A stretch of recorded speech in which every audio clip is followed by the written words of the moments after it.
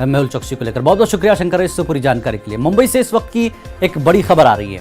NCB ने drugs case में सुशांत के बॉडीगार्ड को तलब किया। एजेंसी ने लगातार दूसरे दिन पूछताछ के लिए तलब किया।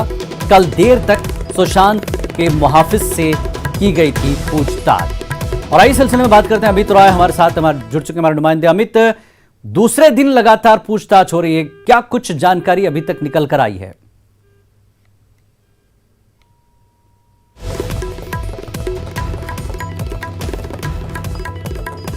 बहरहाल ये मुंबई से खबर है। सुशांत मामले ड्रग्स केस मामले को लेकर एनसीबी ने ड्रग्स केस में सुशांत के बॉडीगार्ड को तलब किया है। एजेंसी ने लगातार दूसरे दिन पूछताछ के लिए तलब किया है और कल देर तक सुशांत के मुहाफिज से पूछताछ की गई थी। दूसरा दिन है ये जो तलब किया गया है बात पूछताछ के लिए। अमित राय एक बार फिर जोड़ेंगे। अमित, आपको मेरी आवाज आ रही तो क्या कुछ खबर निकल कर आ रही है, क्या जानकारियां अभी तक अहम निकल कर आई हैं इस बॉडीगार्ड से सुशांत को लेकर? अमित, हेलो, लगता है हमारा राब्ता नहीं हो पा रहा अमित से।